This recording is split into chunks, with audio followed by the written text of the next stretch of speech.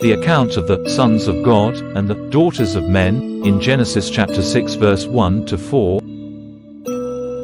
is a complex and enigmatic passage that has inspired various interpretations throughout history. Whether viewed as a mythological narrative, a historical account, or a theological lesson, it challenges us to consider the nature of divine-human relationships and the consequences of moral transgression. It is one of the most intriguing and mysterious passages in the Bible. The account of the sons of God marrying the daughters of men in Genesis chapter 6 verse 1 to 4. This passage raises profound questions about the boundaries between the divine and human realms and the consequences of their intersection. Our goal is to delve into this text, understand its context, and explore why these unions were seen as acts of wickedness. This passage is found in the book of Genesis, the first book of the Bible, which covers the creation of the world, the early history of humanity, and the origins of the people of Israel. Let us begin by reading Genesis chapter 6 verse 1 to 4. Now it came to pass, when men began to multiply on the face of the earth, and daughters were born to them, that the sons of God saw the daughters of men, that they were beautiful. And they took wives for themselves of all whom they chose. And the Lord said, My spirit shall not strive with man forever, for he is indeed flesh, yet his days shall be 120 years. There were giants on the earth in those days, and also afterward, when the sons of God came into the daughters of men, and they bore children to them. Those were the mighty men who were of old, men of renown. Understanding the cultural and historical context of the ancient Near East helps us to grasp the background of this passage. Similar stories of divine beings interacting with humans are found in other ancient mythologies, such as the Sumerian and Babylonian epics. In the broader context of Genesis, this passage comes just before the story of Noah's Ark and the Great Flood, suggesting a time of great wickedness and corruption on the earth. One common interpretation of the sons of God is that they were angels or heavenly beings. This view is supported by other biblical references to sons of God as angels, such as in Job chapter 1 verse 6. Now there was a day when the sons of God came to present themselves before the Lord, and Satan also came among them, and Job chapter 2 verse 1. Again there was a day when the sons of God came to present themselves before the Lord, and Satan came also among them to present himself before the Lord. Another interpretation is that the sons of God were descendants of Seth, the righteous lineage, would have been seen as an abuse of power and a departure from godly principles. The fourth, and most widely accepted interpretation among many scholars and theologians, is that the sons of God were fallen angels. This view suggests that fallen angels, having rebelled against God, took human women as wives. This interpretation is supported by the Book of Enoch, an ancient Jewish text, and the Epistle of Jude in the New Testament, which refers to angels who did not keep their proper domain, Jude chapter 1 verse 6. If these sons of God were indeed fallen angels, their actions would represent a grave violation of the natural order established by God. The mingling of divine beings with humans could have led to widespread corruption and moral decay. The daughters of men are generally understood to be ordinary human women. The phrase emphasizes their humanity in contrast to the divine or semi-divine sons of God.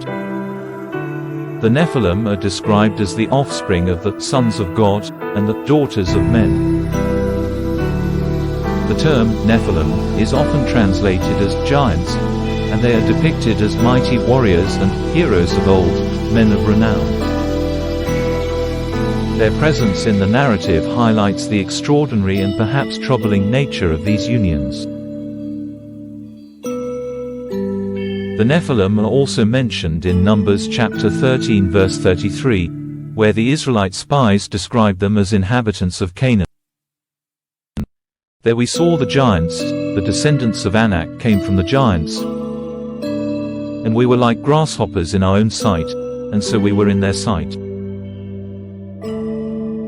This reference further emphasizes their formidable stature and strength.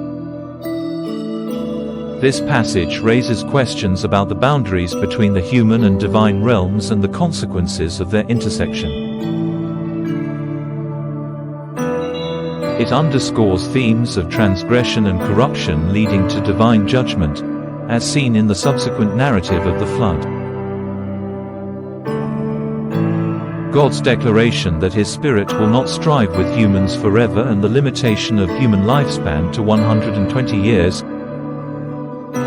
can be seen as a response to the corruption brought about by these unions. This sets the stage for the flood, a divine act of judgment and renewal. But why did God see this union between sons of God and daughters of men as wickedness? The broader context of Genesis chapter 6 underscores the prevalence of wickedness on the earth. Genesis chapter 6 verse 5 to 6 states, "Then the Lord saw that the wickedness of man was great in the earth, and that every intent of the thoughts of his heart was only evil continually. And the Lord was sorry that he had made man on the earth, and he was grieved in his heart." This passage highlights the extent of human wickedness and the profound impact it had on God's creation. The union of the sons of God and the daughters of men can be seen as a significant contributing factor to this widespread corruption.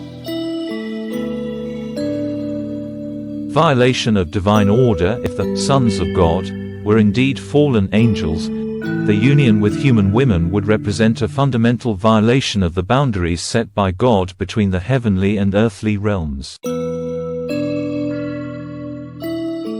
This transgression would disrupt the order of creation and contribute to moral and spiritual corruption. Spread of wickedness. The mingling of the godly and ungodly lines, as suggested by the line of Seth interpretation, would result in the spread of sinful behaviors and attitudes. The righteous lineage of Seth was supposed to uphold godly values, but intermarriage with the descendants of Cain could have led to a widespread departure from these values. Abuse of power and corruption. If the sons of God were ancient kings or nobles, their actions could reflect the abuse of power and moral corruption. Taking wives as they chose, without regard for justice or righteousness, would exemplify the kind of societal decay that God finds abhorrent.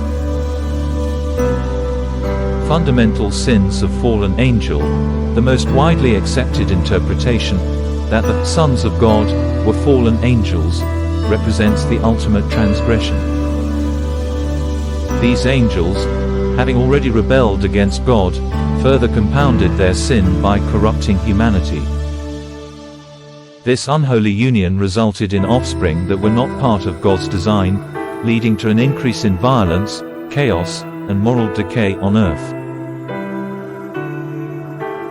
The account of the sons of God and the daughters of men in Genesis chapter 6 verse 1 to 4 is a complex and enigmatic passage that has inspired various interpretations throughout history. Whether viewed as a mythological narrative, a historical account, or a theological lesson, it challenges us to consider the nature of divine human relationships and the consequences of moral transgression. This passage reminds us of the importance of seeking understanding through careful study and reflection. It also highlights the richness and depth of the biblical text, encouraging us to explore its many layers and meanings. I hope it has provided you with valuable insights and sparked your curiosity to delve deeper into the Scriptures. Let us remain open to the mysteries and revelations that the Bible offers. Please do not forget to subscribe. Leave a comment about your opinion.